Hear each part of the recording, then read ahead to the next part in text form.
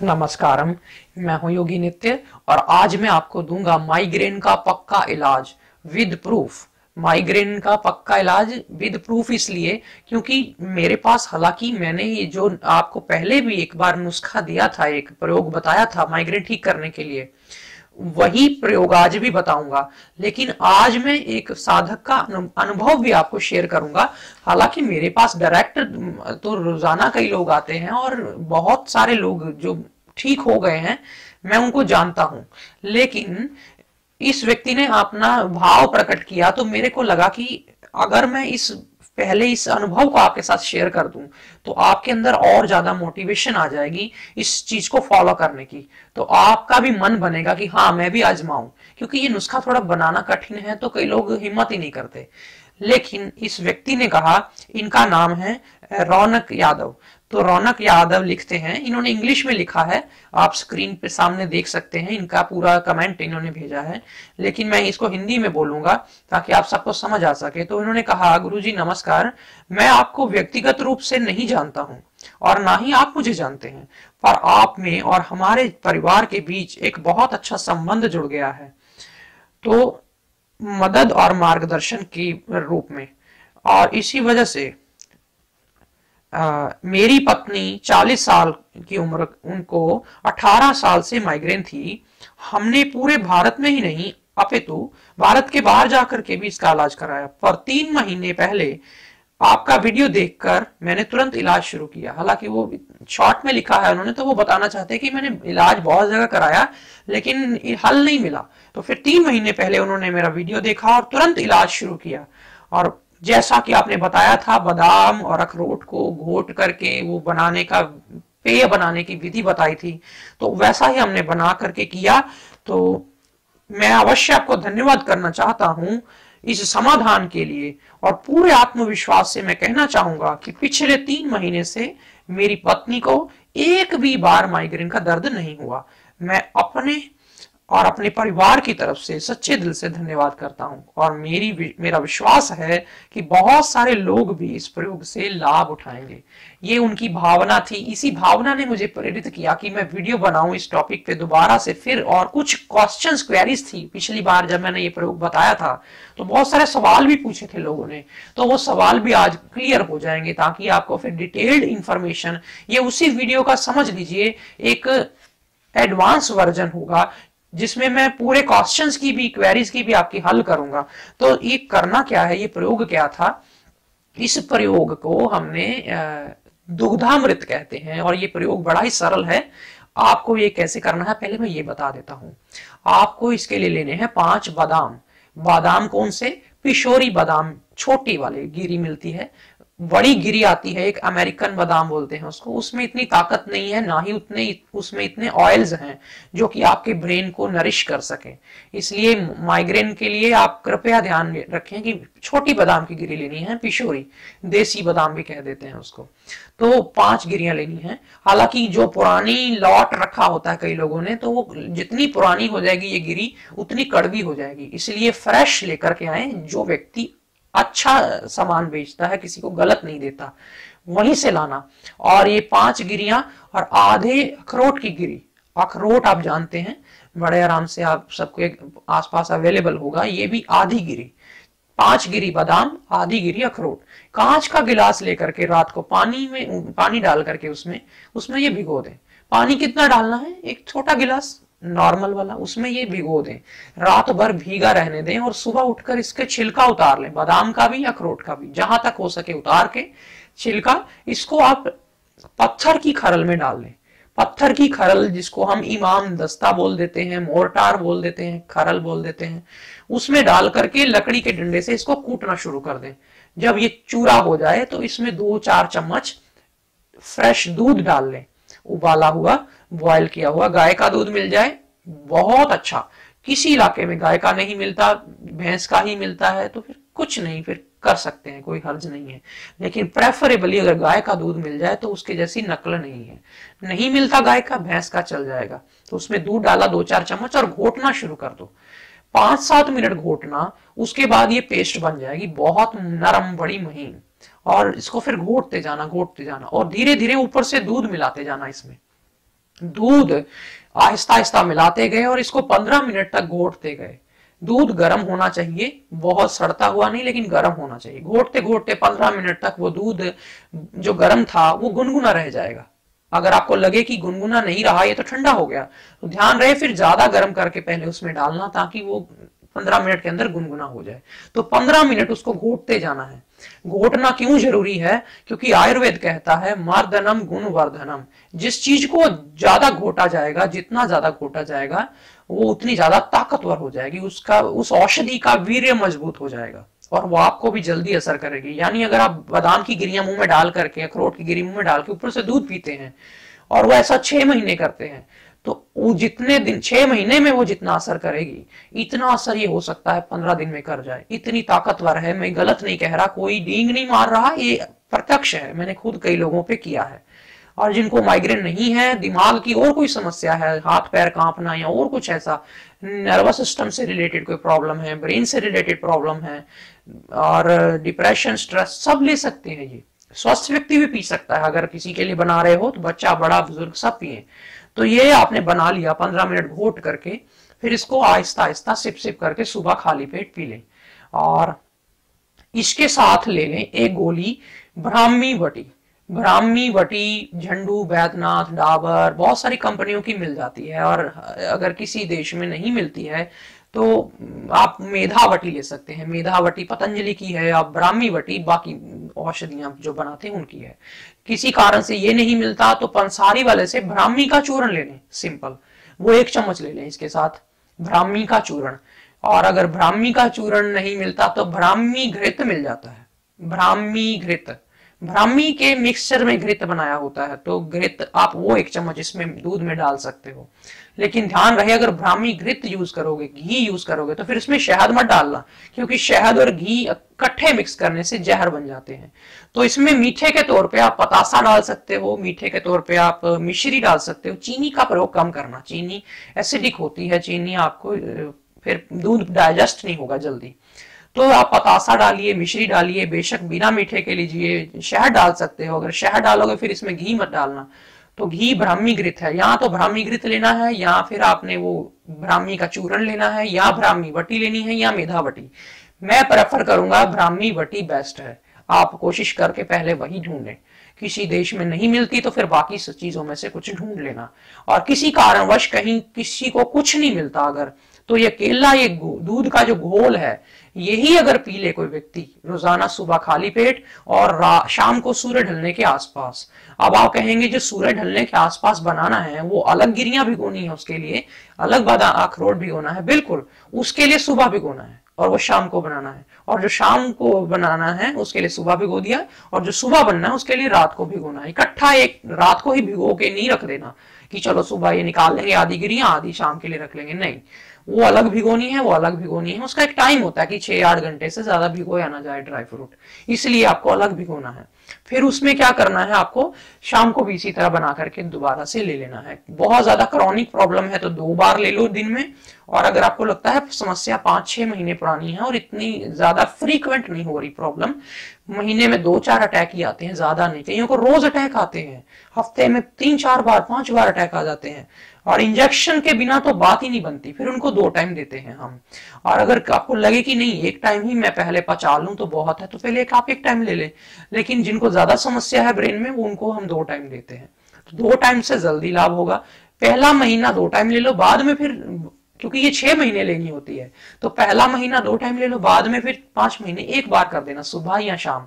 सुबह ज्यादा बेनिफिट करेगी। अब आप कई कह लग सकते हैं कि खाली पेट मेरा मन नहीं करता, या मैं खाली पेट मन करने वाली तो वैसे बात नहीं है, क्योंकि मन के पीछे लगना नहीं है, आपको फॉलो करना है। बाय चांस किसी दिन खाली पेट आप लेट उठे, आपने नाश्ता जल्दी करना है, आप भूख लगी है तो क्या करें, फिर आपने यहाँ कुछ और कोई काम है, नाश्ता पहले करना है, तो नाश्ते के 2 घंटे बाद भी इसको ले सकते हैं। और ये प्रयोग बड़ा ही निरापद है, चाहे डायबिटीज में करो, चाहे आपको प्रेगनेंसी में करो, चाहे आप कोई भी आप कोई बंदिश नहीं, क्योंकि लोगों ने पूछा, बहुत सारे लोगों ने किया, डायबिटीज में सेफ है, प्रेगनेंसी में सेफ है, हाई बीपी में सेफ है, बिल्कुल सेफ है, सभी प्रॉब्लम में सेफ है ये। माइग्रेन के लिए बहुत अच्छा है। और कुछ लोगों ने पूछा कि हम मिक्सी में बना सकते हैं इसको, नहीं, बिल्कुल नहीं, मिक्सी में घोटने से उसकी वो तासीर नहीं बन पाएगी जो हमने उसको खरल में बनाना है, इसलिए हमेशा खरल का ही प्रयोग करें। तो चारों तरफ अगर आपको लगे कि मैं खरल का प्रयोग नहीं कर सकता, अब हल ही नहीं रहा मेरे पास, मैं इतना समय नहीं है, मैं विदेश में रहता हूं, मैं खुद जॉब करता हूं, अपना काम खुद करता हूं, फिर क्या करूं, तो आप बना बनाया एक आलमंड मिल्क, माफ करना, बना बनाया आलमंड बटर आता है, आलमंड बटर, बादाम का मक्खन तैयार किया होता है घोट घोट के उसको, तो वो बटर आप आलमंड बटर ले लो दूध के साथ, और गोली ले लो ब्राह्मी बटी। लेकिन फिर कह दूं, वो प्रयोग अगर आपको फायदा करेगा तो 3 महीने बाद ही करेगा, 2 महीने बाद ही करेगा।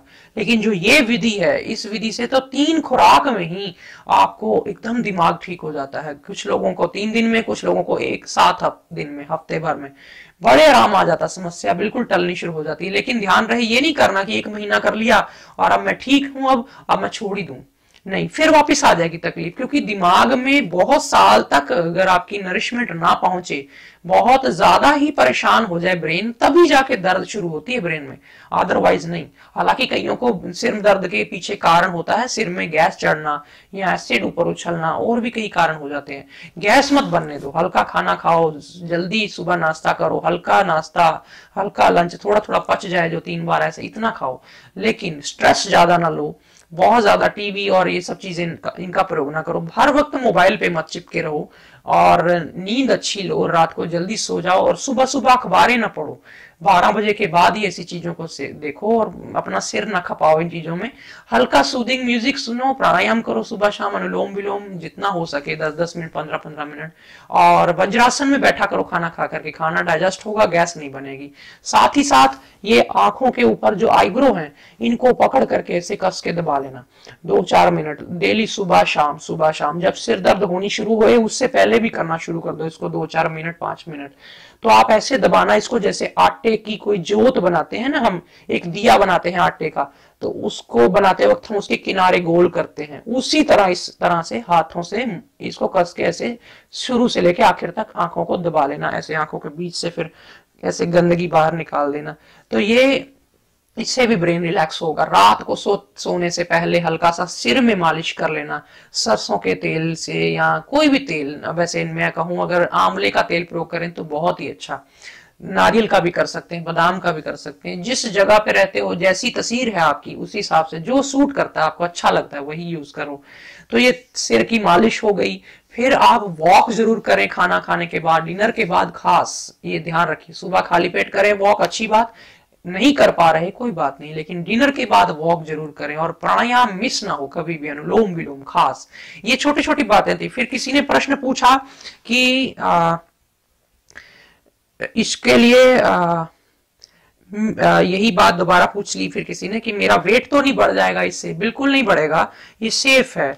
और अगर आपको लगे कि मेरा वेट बढ़ रहा है इससे, तो फिर आप बाकी चीजों में से कैलोरीज कम करो, इसको मत कम करो। बाकी जो फालतू अनाज है, बेफजूल, जो 3 रोटियां खानी उसको 2 कर दो, 2 खाते हो तो 1 कर दो। सब्जी खूब खाओ, सब्जी से वेट नहीं बढ़ता, अनाज से वेट बढ़ता है। तो अगर आपको लगता है मेरा वेट बढ़ता है या इससे बड़ा हल्का फुल्का, वैसे बढ़ता नहीं है, लेकिन अगर आपको लगे कि बढ़ रहा है, ऐसे मन में वहम आ जाए, तो अनाज कम कर दो, फल सब्जियां ज्यादा खाओ, और ये प्रयोग करो, आपको 2-3 महीने में अच्छे रिजल्ट्स मिल जाएंगे। मुझे माइग्रेन के साथ चक्कर भी आते हैं, चक्कर के लिए देखो, जैसे ही आपका ब्रेन स्ट्रांग हो जाएगा तो चक्कर आने बंद हो जाएंगे। लेकिन फिर भी चक्कर आए अगर, तो सर्वाइकल के एक्सरसाइजेस भी साथ में करें, उसकी मैं वीडियो पहले ही बना चुका हूं। आप कोई भी प्रॉब्लम अगर आपको हो तो आप मेरा नाम लिख करके यूट्यूब पे साथ में प्रॉब्लम का नाम लिख दें। जैसे आपको सर्वाइकल की वीडियो चाहिए तो मेरा नाम नित्यानंदम श्री लिख करके स्पेस दे करके आप सर्वाइकल लिख दें तो आपको सर्वाइकल की वीडियोस हमारी मिल जाएंगी यूट्यूब पे, आप उनको देख लीजिएगा, आपके सर्वाइकल की भी प्रॉब्लम में बहुत अच्छा आराम आ जाएगा, तो फिर चक्कर भी कम आएंगे। फिर किसी ने पूछा कि ब्राह्मीवटी और मेधावटी में कौन सी बेटर है। देखिए, ब्राह्मीवटी अपनी जगह है, मेधावटी अपनी जगह है। हालांकि सर्दी में अगर लेने लगे हो तो मेधावटी लो, मेधावटी थोड़ी गर्म होती है, और ब्राह्मीवटी की तासीर भी गर्म है लेकिन इतनी नहीं। ब्राह्मी ठंडी है लेकिन बाकी औषधियां जो उसमें होती हैं हल्की हल्की, वो हल्की गर्म होती हैं। तो अगर आपको गर्म चीजें सूट नहीं करती तो आप ब्राह्मीवटी लो, और अगर आपको कफ नजला आदि रहता है तो आप मेधावटी लो, और अगर आप ठंड के इलाके में रहते हो तो आप मेधावटी ही लो, तो अगर आप गर्मी वाले इलाके में रहते हो तो आप ब्राह्मीवटी लो। तो इस तरह से आप यूज कर सकते हो, बड़ा आसान है। आप, किसी ने पूछा इसमें चीनी मिला सकते हैं, चीनी मत मिलाइए, माफ करना, चीनी देर से पचती है, फिर आप कहेंगे मेरे को कलेजा डिक हो गया, मैंने पिया, मुझे भूख लगनी बंद हो गई, इसलिए चीनी के कारण वो भूख लगना बंद होती। इसलिए मिश्री मिलाएं, पतासा मिलाएं या शहद मिलाएं। शहद और घी इकट्ठा नहीं मिलाना होता, कभी ध्यान रखिएगा। तो ये मात्रा ज्यादा भी ले सकते हैं, मैं ज्यादा बादाम खा सकता हूं, मैं खा लूं, नहीं, ऐसा नहीं करना। जितनी मात्रा बोली है उतनी ही लो, ज्यादा खाओगे कम फायदा करेगा, ये बात ध्यान रखना हमेशा। तो ये छोटी छोटी बातें, क्योंकि पेन किलर्स नुकसान करती हैं, इंजेक्शंस नुकसान करते हैं। मैंने बहुत सारे लोग देखे हैं जो पेन किलर लगातार, बस सिर दर्द हुई पेन किलर, सिर दर्द हुई पेन किलर, उनका ब्रेन खराब हो जाता है, ब्रेन की कोटिंग उतर जाती है, उससे फिर आने वाले समय में बहुत सारी कॉम्प्लिकेशंस आ सकती हैं। किसी को पार्किंसन हो जाता है उससे, किसी को उनकी टांगें डेड हो जाती हैं, ये पेन किलर्स की वजह से। इसलिए पेन किलर से, आप पेन किलर खाना कोई शौकीन ही नहीं है, ये स्टेटस सिंबल नहीं है, इसको आप अवॉइड करें। और साथ ही साथ छोटी छोटी बातें, जैसे ठंडा, किसी ने पूछा कि ठंडा दूध डाल के बनाएं कि गर्म दूध डाल के बनाएं। दूध इसमें गर्म डाल के बनाएं, ठंडा दूध दूध होता ही नहीं है, ठंडा दूध तो नुकसान करेगा। लेकिन अगर आपको गर्मी है, गर्मी के दिनों में ले रहे हो, तो किसी दिन आप ठंडा दूध भी ले सकते हो, लेकिन बर्फ वाला ठंडा नहीं, फ्रिज वाला ठंडा नहीं, फ्रिज से निकाल कर रखा हुआ थोड़ी देर नॉर्मल हो जाए वो वाला दूध आप यूज कर सकते हो, वो भी गर्मी में। सर्दी में तो हमेशा गर्म ही यूज करें, ठंडे दूध से तो और ज्यादा जोड़ जाम हो जाएंगे, गलत असर पड़ेगा। फिर मेरे को कब्ज तो नहीं हो जाएगी, बिल्कुल भी नहीं। और इसके अलावा बहुत सारे लोग अपनी अपनी पूछ रहे हैं कि मैं, साइनस है मुझे, तो साइनस दूध मुझे सूट नहीं करता, तो क्या इस दूध सूट करेगा? दूध की मात्रा कम ले लें। और जिनको बिल्कुल दूध नहीं सूट करता, कईयों को मिल्क एलर्जी है, मुझे आप वीडियो के नीचे बताइएगा कितने लोग ऐसे हैं जिनको दूध सूट नहीं करता। फिर आने वाले समय में मैं कुछ, क्योंकि मजबूरी हो जाती है, अब जिसको दूध सूट नहीं करता, पहले तो या तो दूध सूट करने का इलाज करें, लेकिन वो इलाज भी लंबा है, माइग्रेन भी हो रही है, तो हमारे पास और भी बहुत सारे नुस्खे हैं। अगर तो दूध सूट करता है तो आप यही प्रयोग करना, क्योंकि दूसरा जो प्रयोग बताऊंगा वो इससे नीचे का होगा। इतना इतना जबरदस्त रिजल्ट वाला तो प्रयोग यही है, मेरा आजमाया हुआ है। बाकी फिर प्रयोग बताऊंगा तो आयुर्वेद के ग्रंथों से बताऊंगा, हो सकता है मैंने कुछ किए होंगे प्रयोग, कुछ मैंने नहीं भी आजमाए होंगे, तो फिर मैं वो बता दूंगा आपको। आपको लाभ कितना होता है ये आपकी अपने ऊपर डिपेंड है, आपकी किस्मत है, लेकिन इससे तो बहुत अच्छा लाभ होता है आने वाले समय में। अगर आपको मिल्क एलर्जी है तो मुझे वीडियो के नीचे बताना, मैं बिना दूध वाले भी इलाज माइग्रेन के लिए बता सकता हूं। लेकिन कोई ये नहीं कहे कि मैंने तो ये करना ही नहीं है, मुझे तो बिना दूध वाला ही अच्छा लगता है, मैं दूध नहीं पीता। दूध ना पीना ये तो गलत बात है। ब्रेन में खुश्की जिसके होती है ना, उसी को ज्यादा माइग्रेन होती है, खुश्की होती है खुश्क चीजें खाने से।